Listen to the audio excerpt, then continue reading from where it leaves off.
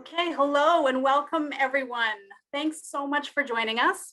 I'm Lorene Elgert. I'm a co-PI along with Eunice Taliel of a project that aims to build community around public interest technology and social justice at WPI. So thanks so much to both the Public Interest Technology University Network and the School of Arts and Sciences for sponsoring this event. We're so excited to bring you this panel, which will discuss the film Coded Bias. This film gives an account of the social and political impacts of the powerful, elite-dominated, ubiquitous, yet unregulated technology, such as facial recognition technology and more broadly, AI. So many of you have taken up our offer to watch the film through the link you received after registering. And if you haven't yet, no problem, but surely today's conversation will inspire you to do so. Coded Bias premiered at the 2020 Sundance Film Festival to critical acclaim and has been nominated for many awards, including the NAACP Image Award. So today we're so fortunate to bring together for conversation the director and producer and artist herself, Shalini Kantayya. Welcome, Shalini. Thanks for joining us. We also have Dr. Crystal Brown, who's an assistant professor in SSPS at WPI. Crystal's research focuses on policies and practices that negatively impact immigrants, women, and people of color. Her most recent project looks at bias in integration policies for immigrants in Denmark and Sweden. Thanks for joining us, Crystal. And Dr. Gillian Smith is an associate professor in the Computer Science Department and Interactive Media and Game Development Program. Her research lies at the intersection of AI and human-computer interaction with a focus on computational craft, computer science education, and social justice in creative AI. So we'll hear first from Crystal, followed by Gillian, and then give the stage to Shalini to respond, and we'll open it up to questions from the public, from the audience. So please put your questions in the Q&A. And then a few minutes before 4 p.m., we'll invite the Dean of Arts and Sciences, Dean Jean King, to close with a few words of her own. So without further ado, I give it over to Crystal Brown. First, I want to say thank you, Shalini, for producing and directing an impactful film that addresses the bias in modern technology. Often as researchers, we think that the best way to get unbiased information in our research is to let an algorithm make decisions for us with the assumption that technology is unbiased. We often forget that the person doing the coding has their own assumptions, stereotypes, and bias, which carries into the code. Coded Bias is a documentary about inherent bias that exists in AI and in algorithms. The documentary highlights that we in the US and elsewhere across the world cannot separate data from history and the people who write history. In the same vein, my research examines bias in policies and practices that are supposed to help immigrants, people of color, and women, but oftentimes the policies do not help them. My most recent research project examines biases in immigration policies for humanitarian immigrants in Denmark and Sweden. I found that the most rigorous integration requirements are reserved for immigrants coming from the global South, particularly people from Africa and the Middle East. Essentially, are required additional integration requirements that could take up to 10 years for them to access resources that other Western groups don't need to adhere to. The biases in the system is perpetuating wealth inequality for new arrivals in those countries and their descendants. And these are socialist countries that I examined. The disparity is highlighted by the fact that about 70% of children of humanitarian immigrants in the region live in poverty compared to the native population and other Western immigrant groups. As I reflect on the movie, the film, the documentary that you produce, I am brought back to the startling image in the film where the author is introduced to Joy Buolamwini. She's an MIT computer scientist doing research, and she focuses on her experience with facial recognition technology And in this particular technology, it does not recognize her face because she has dark skin. This leads to her journey of exploring bias in algorithms. The film follows Joy in the issue of AI bias across the US, the UK, China, and South Africa. The core of the film looks at bias in technology, especially as it pertains to people of color, Black people, women, and people of lower SES status. There are several authors like Kathy O'Neill and Meredith Brostrid who wrote books about this disparity that's impacting marginalized groups. The film also dives into Brooklyn residents, Ismay Downs and Trinae Morin, whose apartment complex is heavily surveillance using AI technology and facial recognition technology. As a side note, I love, Shalini, how you tied in art and AI into the documentary. Throughout the film, we see Joy not only as a researcher and an advocate, but also as an artist. The image of Joy getting her hair done at the salon while also reciting her poetry made me smile. As we think of AI, we think, or artificial intelligence or algorithms, this technology tends to favor people who created it, such as white men and the wealthy, leaving other marginalized groups behind. The person coding and creating the algorithms create a system, institutions, if you will, that benefit them or their demographics more than any other group. The same way that we see institutionalized bias in admissions to higher education institutions, job placement, immigration policies, and access to a host of things, we see the same bias played out in algorithms. Your documentary does a stellar job of highlighting how technology is biased. And in many ways, the documentary is arguing that government might need to step in some way to regulate AI to curtail the negative impacts on certain demographics in society. So the question I leave with you today is, what made you create this film? What drove you to put together this documentary? And I applaud you for the great work that you're doing. And thank you for contributing to research and art and advocacy to address bias that we see throughout society. Oh, well, first of all, thank you so much for that incredible introduction and for hosting the film.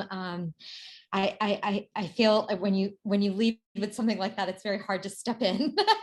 Thank you so much for that generous introduction. You know, it is always humbling to speak to technologists because 3 years ago, I didn't even know what an algorithm was. And I think my street cred is from being a sci-fi fanatic. And everything that I knew about artificial intelligence sort of came through the imagination of sci-fi filmmakers like Steven Spielberg and Stanley Kubrick and Ridley Scott. And I sort of stumbled down the rabbit hole when I read a book called Weapons of Math Destruction by Kathy O'Neill. And I don't think my sci-fi imagination had really prepared me for how AI was being used in the now.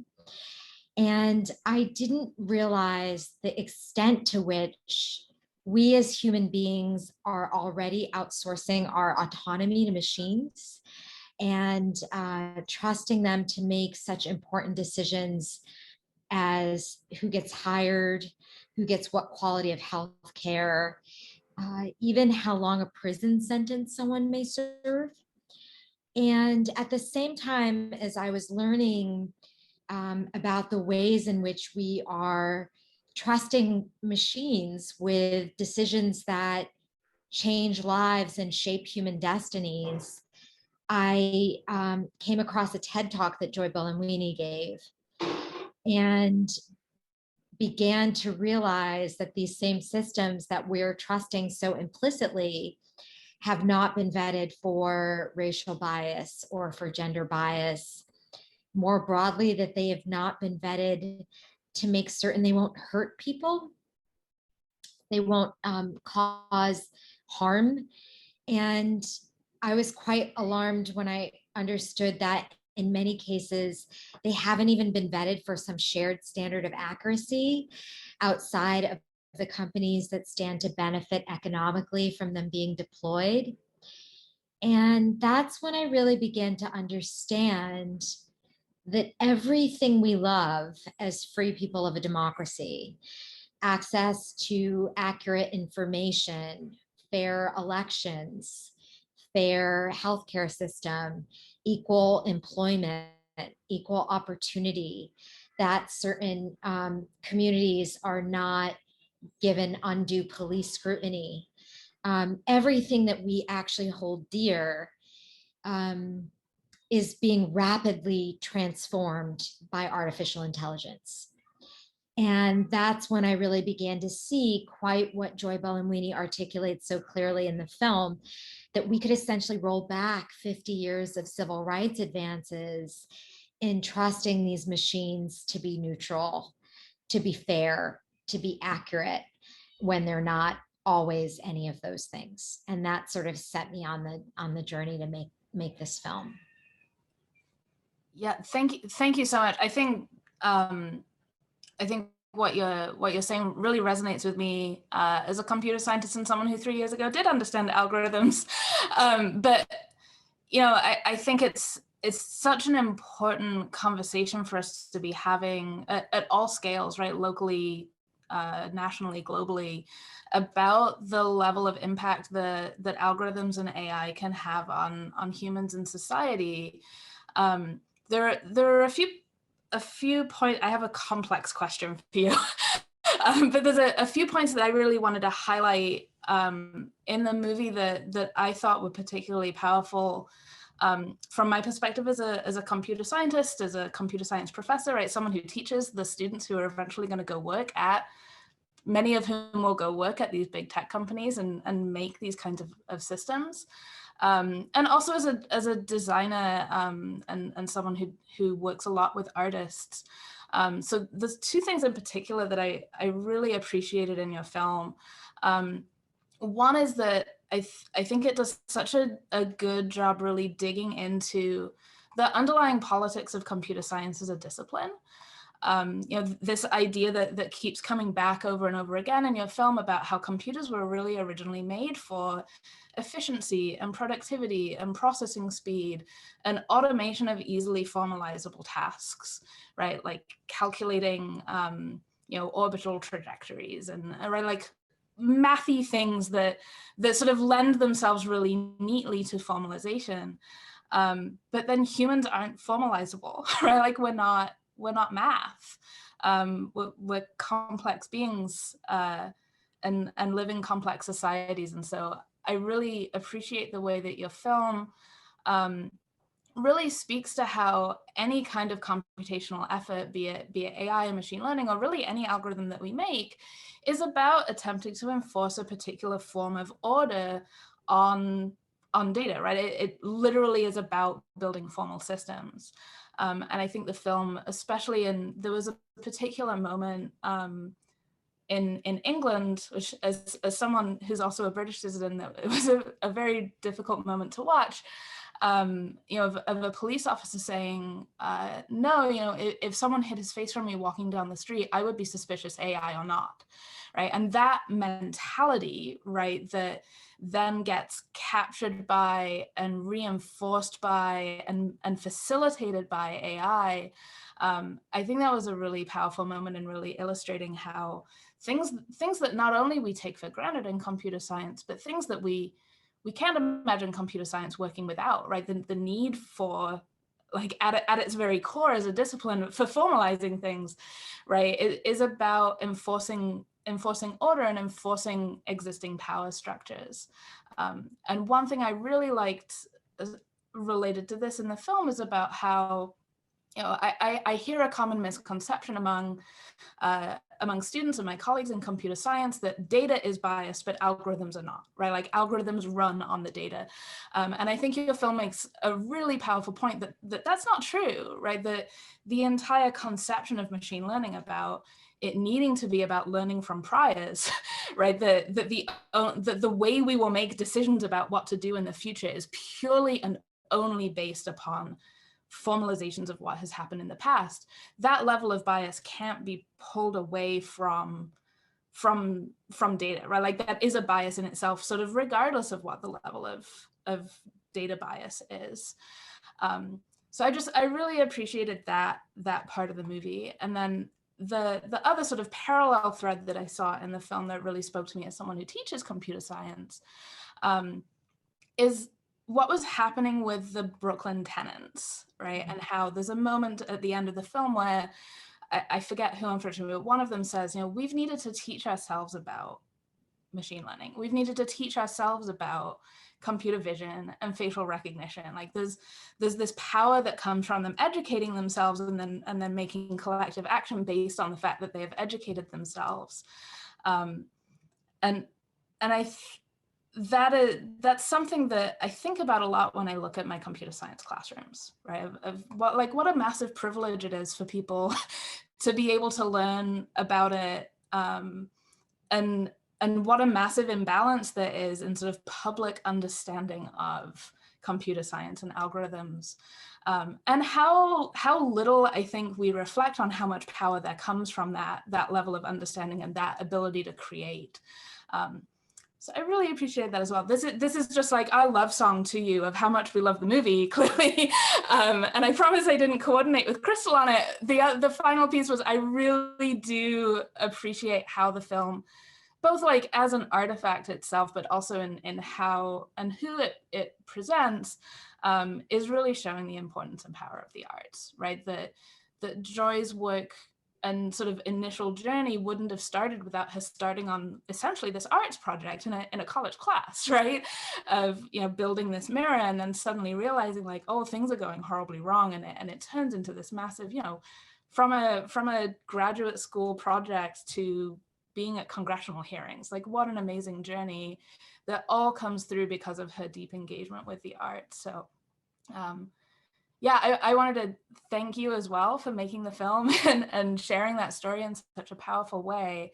And I guess the question I would close with, and then we can start opening it up to audience Q&A as well, is I'm curious, you know, you said that, you know, making the film has been a journey in terms of you learning about algorithmic bias and algorithms and computers, and that prior to it, you didn't have as much engagement with it.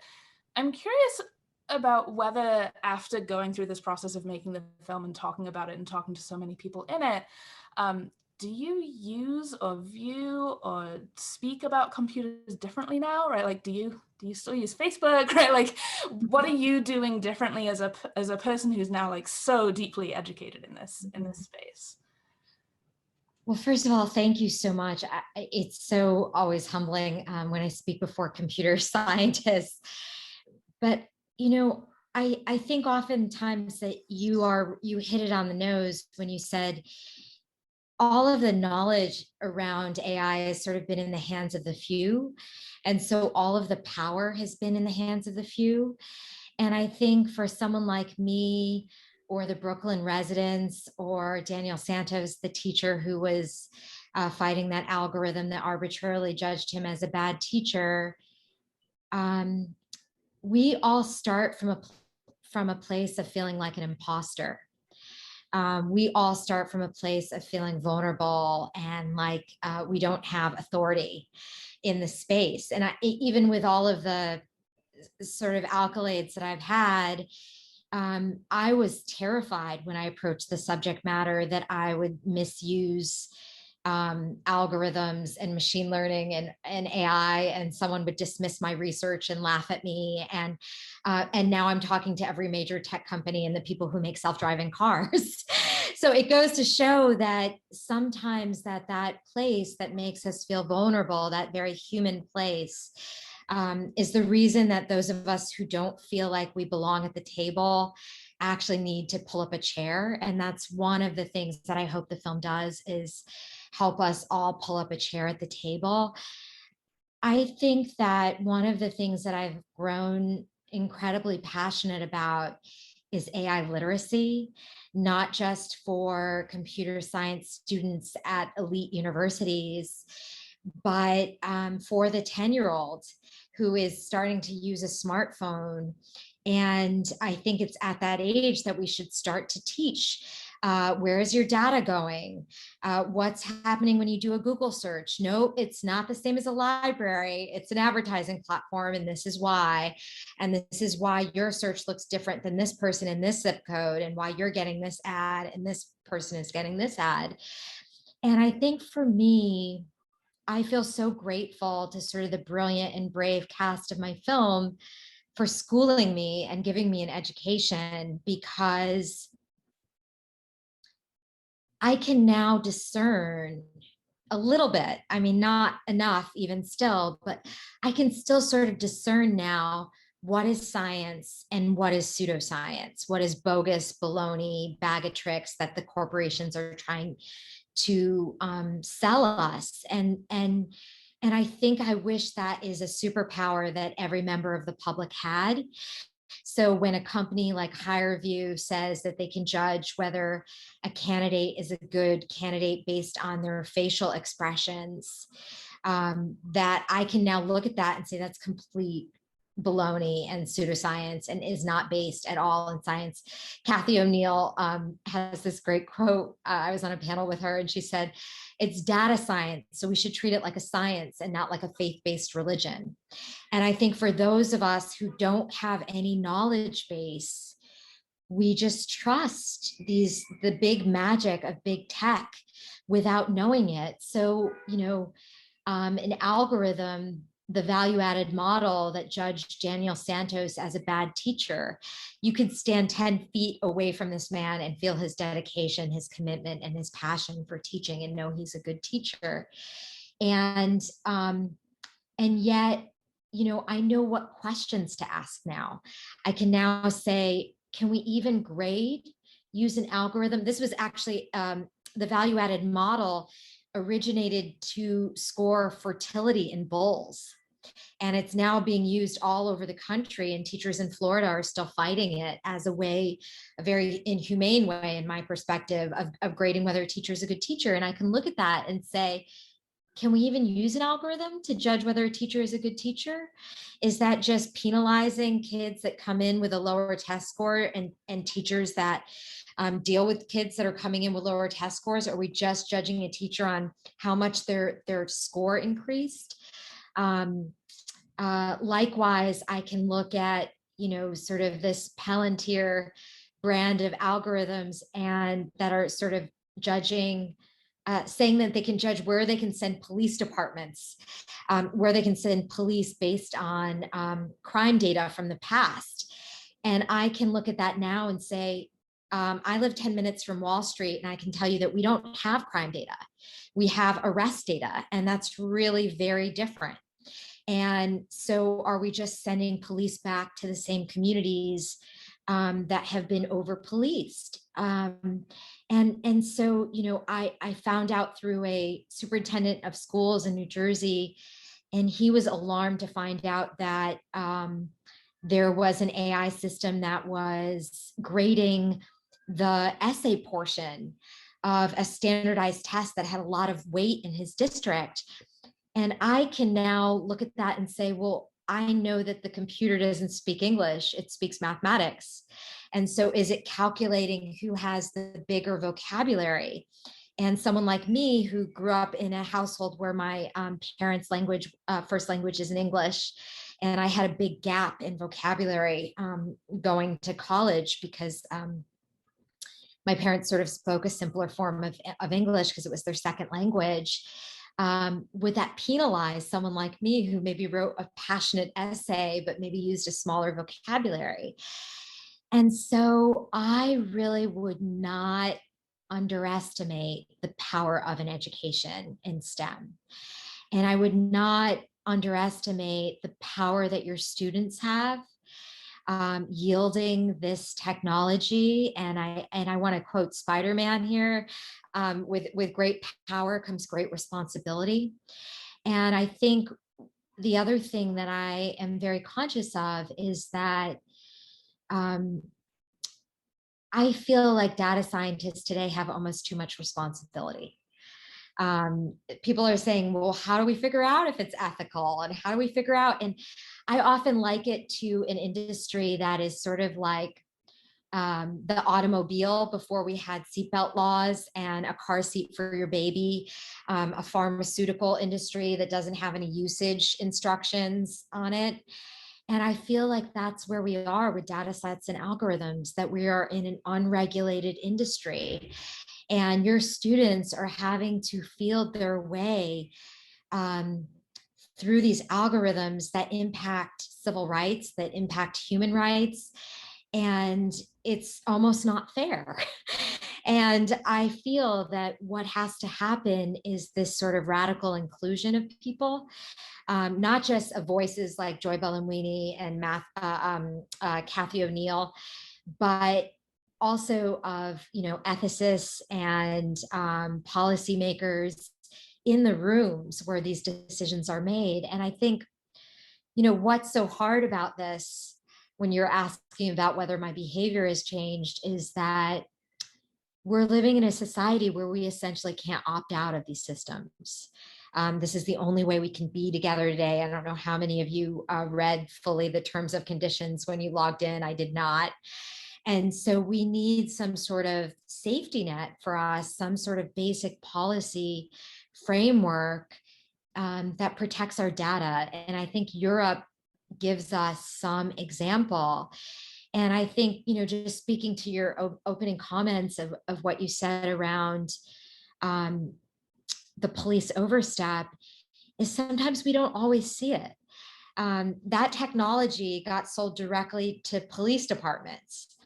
And I use the example of South Africa. I try to draw that example of South Africa, apartheid South Africa, to remind people that as free people living in a democracy, the police aren't actually supposed to stop you and ask for your ID arbitrarily. That's not actually supposed to happen in a free society. And I think that that is what we are losing when democracies pick up the tools of authoritarian states, the kind of tools that make the East German Stasi look like they had a light touch.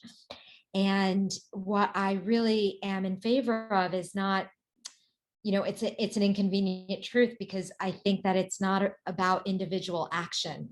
It is about collective action and collective policy. And so I think the big steps I have around supporting organizations that are pushing for change and being in more regular dialogue with my policymakers. Sometimes I want to throw it out on Twitter and I'm like, you know what, let me hit up Schumer and Gillibrand real quick and let them know how I feel, because it takes the same amount of time.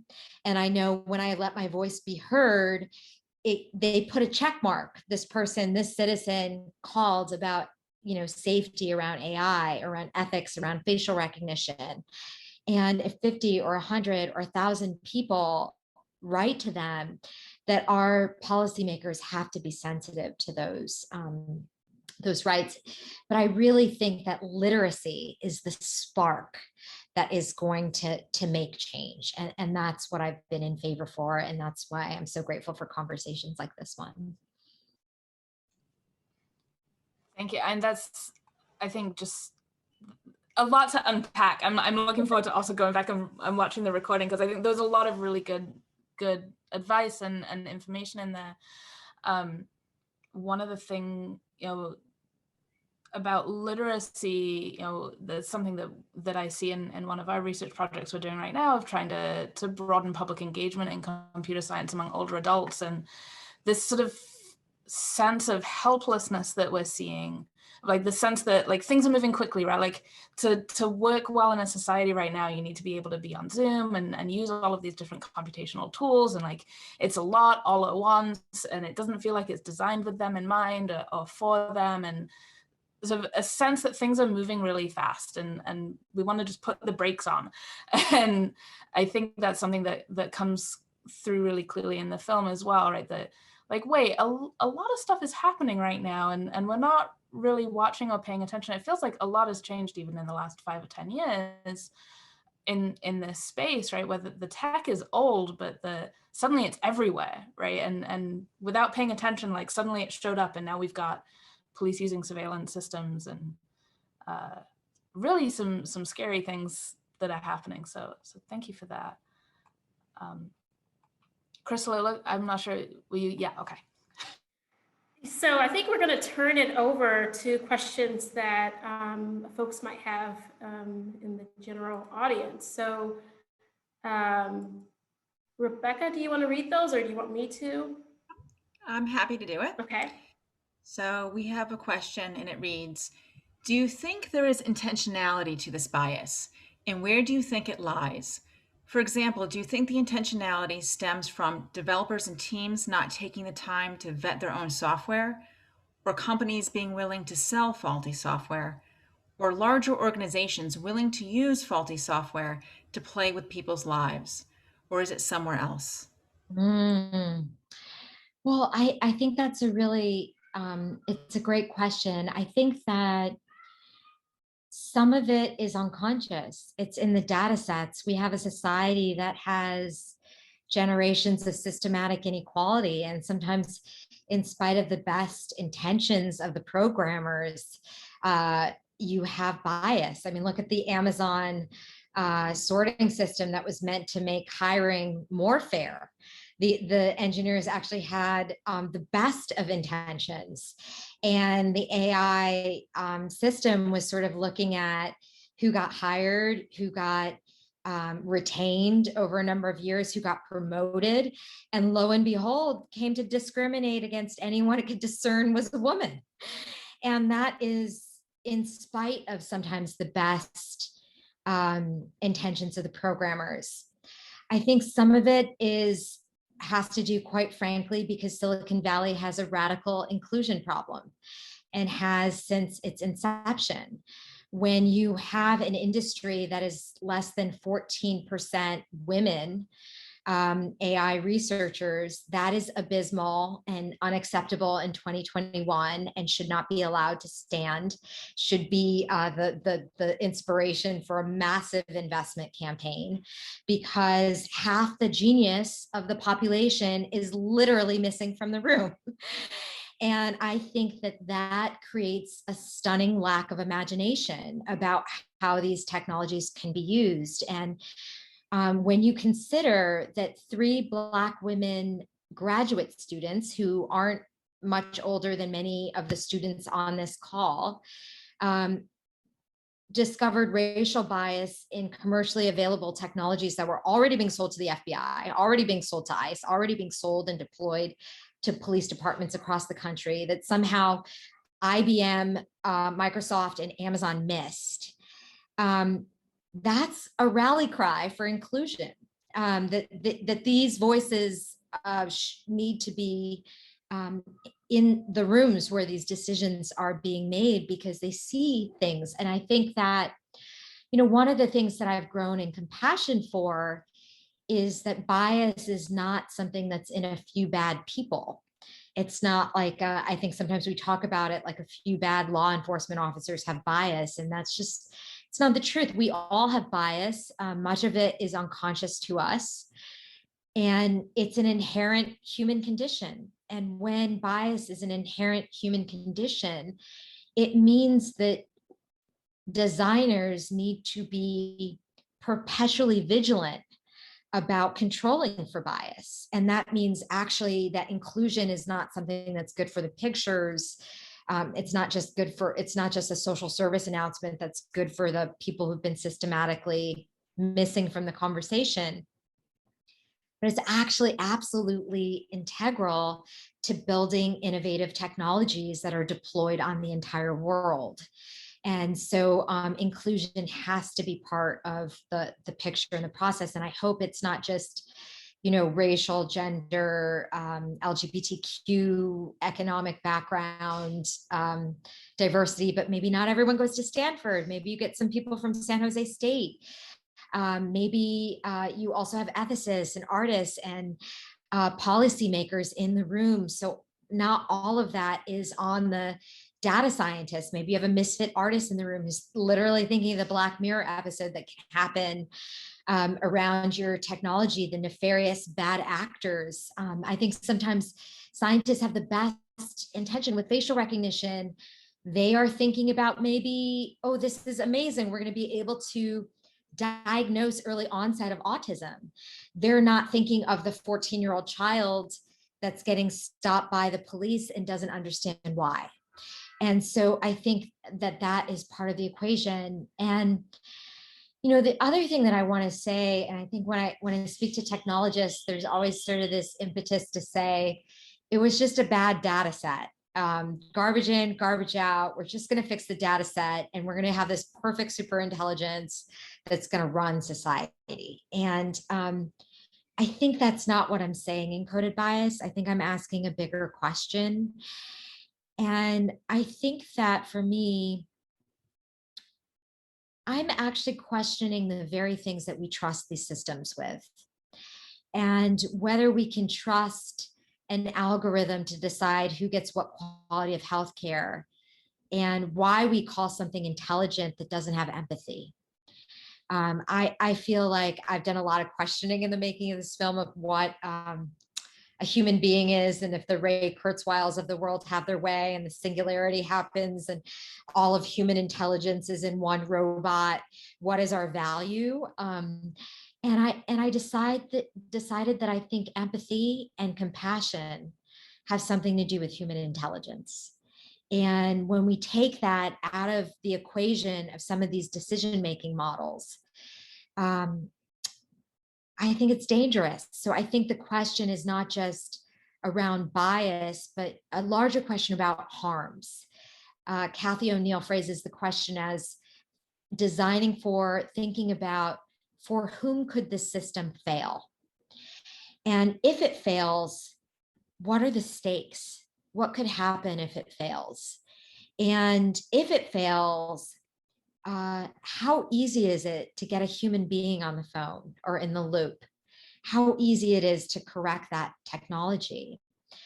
And, you know, I've also sort of thought about, like, what is the goal of human civilization?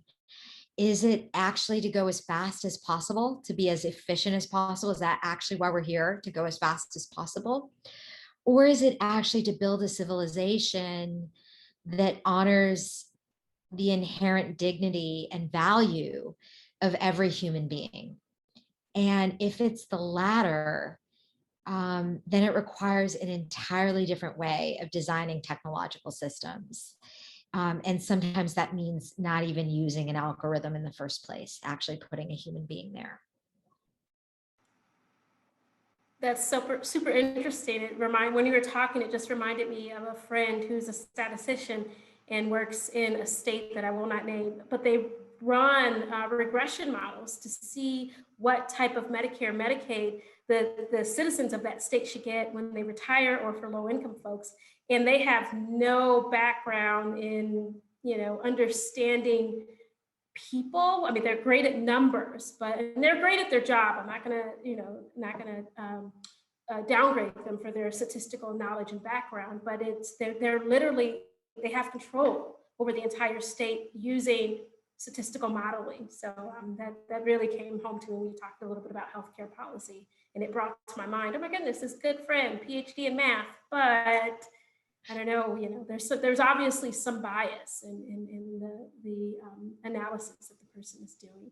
So great job pointing that out. Rebecca, do we have the next question? We do. The question is, in many instances, the students who enter the field and many of the professors don't care about the human factor. How should universities remedy these faulty mindsets? I love the question. I think that I'm very hopeful when I speak to this generation of computer scientists, because I think we have a generation of computer scientists who are like, I think I need an ethics course. I think I need a civics course. I think I need a Black studies course and a women's course, a women's studies course. And I think that we have a new generation of computer scientists who are saying, I don't think I can design for society if I don't know anything about society. And I think the more that we can integrate, dare I say it, liberal arts into a computer science education and make it more interdisciplinary, I think that will greatly inform the kind of systems we build. And it also might invite more of us to the table when we say, wow, the computer science course has a women's studies course. The study of the future of technology is about Me Too. And so I think that that kind of integration is one way that we can change the pipeline of how these subjects are being taught. I totally agree. As the computer science professor on the call, I think, when I look back on the training that I had as an undergraduate, I don't remember ever learning any of that, right? And in fact, I was almost taught the opposite, right? Like, one of the foundational principles of computer science is that you want to be able to have algorithms that can apply in multiple contexts. And so I remember the first time Shalini, you brought up the example of, like the teaching rating system being related to something from, I think, agriculture. Like, that was taught as a benefit to me when I was an undergraduate student. Like an algorithm is good if it can apply across multiple contexts and if it's generalizable.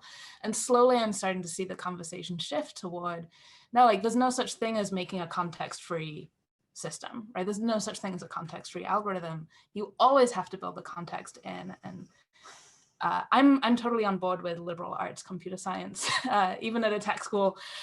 So yeah, thank you for that. Rebecca, do we have another? I see a bunch of questions in the chat, but it's hard for me to keep track of them. We do. We have another one. How can you include more people of color into these conversations and in change? Part of what can mitigate this bias is allowing for better opportunities for minorities to be a part of these AI creations. It's such a great question. And, for me, it was like the recentering of voices. I think having conversations like this one that center women who aren't minorities, just to remind everyone. But I think that some of it is, the way these computer science is taught, and how do we do outreach to STEM in STEM fields. And I really think that we should have a massive investment campaign around getting more women in STEM fields and more people of color in STEM fields as a matter of innovation and technological competitiveness in the industries of the future. So I think that's part of it. I think those of us who are on the call that actually are computer scientists, go speak at a high school that is in a low-income zip code. Go tell them to come to, invite them to your campus. Invite the Black Student Union to a talk at the computer science department. I think the more that you can actually invite people to the table and also create a context where it's relevant for them, where this shows like this is how it impacts women's lives. This is the way it's been impacting people of color. And I think the more that we can literally invite people to the table, the more competitive these industries will be. And it's one of the hopes that I had with Coded Bias. I'm so grateful because I have to say, people often ask me, I don't think you haven't asked me yet, but I think that I've had 400 conversations about the film, and just about every one of them has asked me, why do you focus on women and people of color in your film? And I realized that it's really, I didn't actually mean to. I am someone who's very conscientious about who I represent, but that, to me, it was actually my research that kept bringing me back to these voices. And what I realized is that I think Coded Bias is actually reflective and representative of who has been leading the fight against bias and for greater ethics in AI for 20 years. And I think that what is common to the cast of my film is not only do they have advanced degrees in data science and mathematics, and they're some of the smartest human beings that I've ever spoken to, but they also had an experience that was marginalized. And that allowed them to shine a light into the biases that Silicon Valley missed. And so it's actually my hope that by showing this film and talking about it and having more conversations, like I'm so grateful that I have literally had hundreds of conversations about artificial intelligence that have been almost exclusively women. And I think that just showing up like that gives, I hope, young women in STEM and people of color in STEM some example that this could actually happen, that this is a field that needs you. And I think that is one way. And then the other thing is, I think just, we saw with the firing of Dr. Timnit Gebru, that, scientists that often are speaking unencumbered by corporate interest often get discredited and get dismissed before they are believed. And some of you will go on to work at these companies. And I just want to implore you that when you are in these rooms where these very important decisions are being made, to sort of stay true to your true north, that we all have a moral compass within us. And it's important when we have a moment where like Trinae Moran says, I just knew something wasn't right. That we listen to ourselves and that we have the courage to speak out and be the voice of dissent in that room, which takes a lot of courage, no matter what color, creed, or background, gender you identify with. So to me, it is also about encouraging cultures of dissent, where we can listen to people who are radically different than us. And that is civic dialogue. And that makes our technologies more fair, more ethical, and more competitive.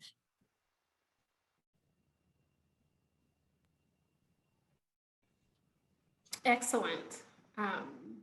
Rebecca, do we have the next question? We do. The question is, with coded bias, I saw multiple issues and did not know what to take away. Is the issue that the technology doesn't work for Black people and will make it inefficient for identifying them because of bias? Or is it that it will be used in racist ways to police those communities? What would legislation look like to guide this technology forward? Yes, there are a lot of issues in the film. I would agree. It's sometimes hard to parse it out. As I said, I think bias is only part of the problem. I think that along with what Joy articulates in the film, that if we made, the bias makes certain communities more vulnerable to the harms of this technology and with real world consequences. I mean, I often think of that Black child and how I tense up when I watch that scene. And I am literally full of rage when I watch that scene of 5 police officers. I think about what he must have experienced as a young child in school uniform. And I think if the child had reacted the way I wanted to react here in the US, that could have resulted in a fatality, him losing his life over that moment. And so I do think that the bias is important because it makes communities that have been historically the most hurt more vulnerable to further discrimination and brutality. So I think that's important. But I'm with Joy when she says, if we got the bias out and somehow created this like perfect technology, what we'd have then is perfect invasive surveillance. And to me, the larger problem is that policy is not keeping pace with technology, and our policymakers are not really seeing the ways in which technology can overstep our civil rights. And so to me, it's not just also bias, it's algorithmic harm more broadly. I think my film gives it kind of a misleading title, but I think that harm is what's at stake. And the fact that these things infringe on our civil rights. If you go to a protest and law enforcement can scan your face, are you going to go if you have probation status or immigration status or on public assistance? If you're vulnerable in any sorts, you still have freedom of assembly. If you post something on Facebook and the algorithm hides it to the bottom, like it did when Elizabeth Warren talked about regulating Facebook, do we have freedom of speech, freedom of press?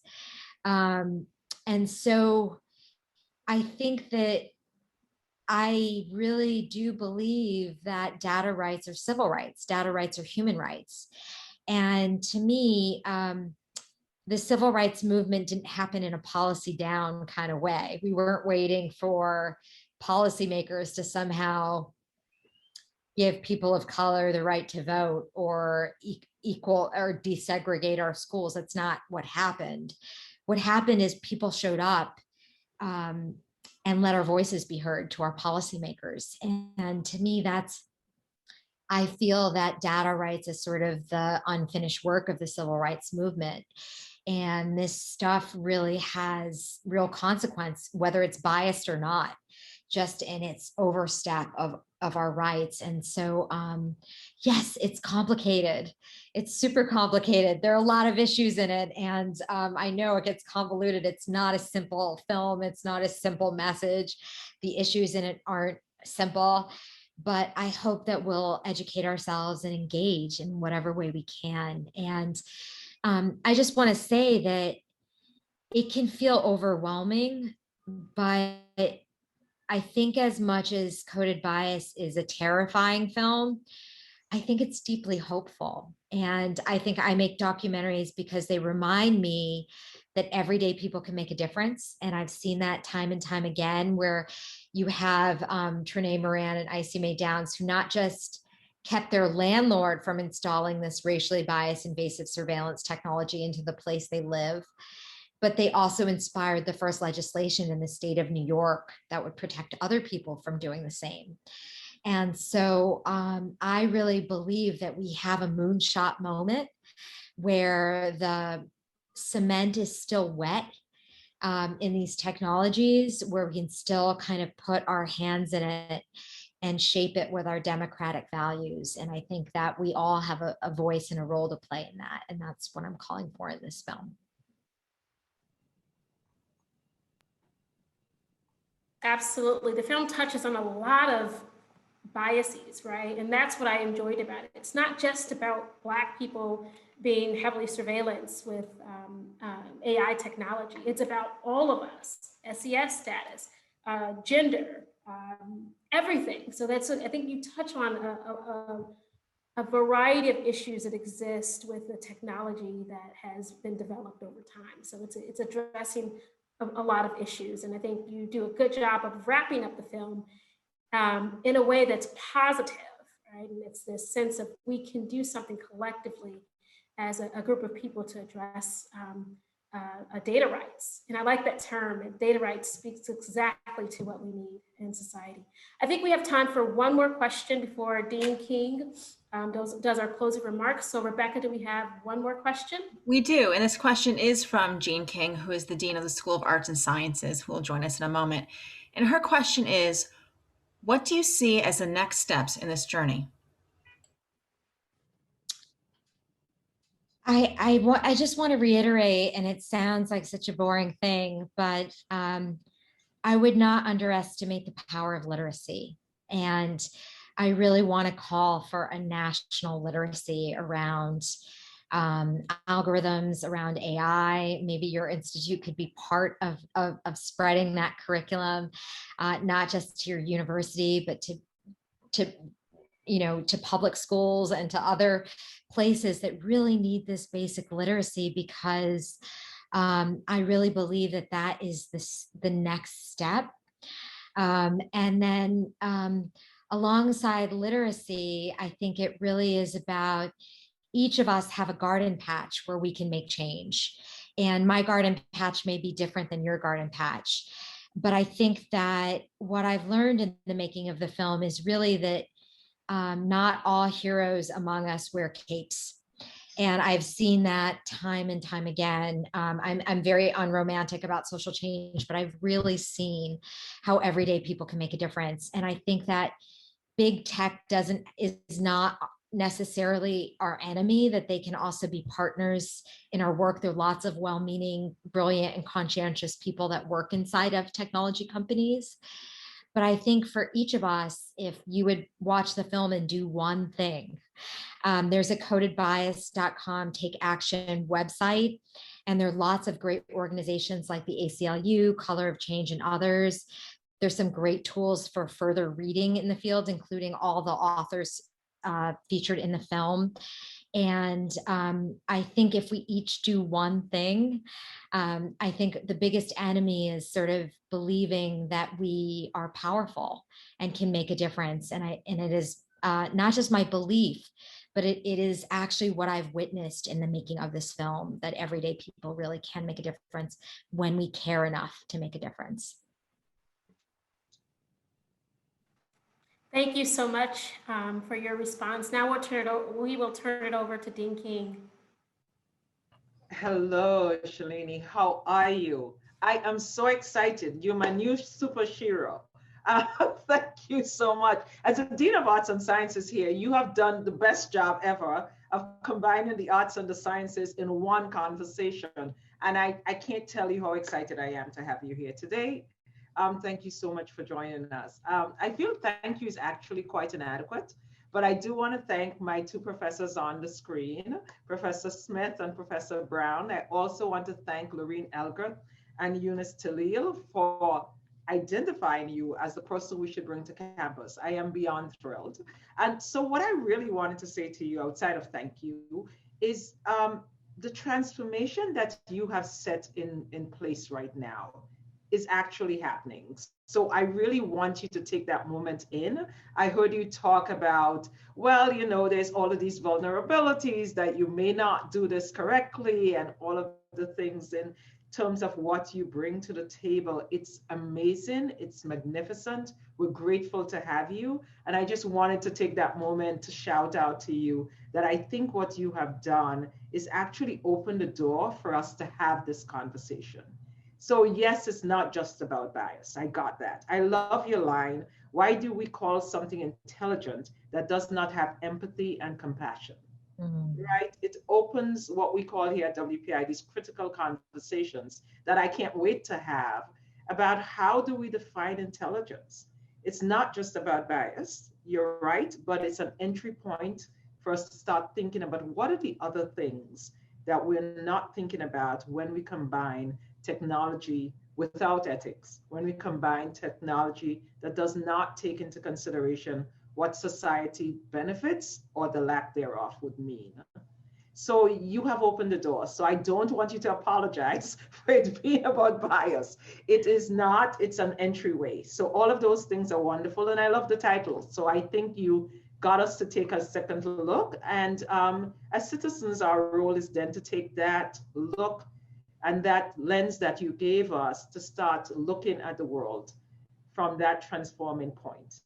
So honestly, I just want to thank you and say we have a new superhero. Come join us anytime. You have an open invitation to our campus. And I do also like what you said about what we can do, because all of my professors online that are listening and our students all have a role to play. Absolutely. Well, thank you so much for having me. It was an absolute honor. Well, thank you. Thank you so much. Thank you. Thank you. All right. Have a good one. Take care.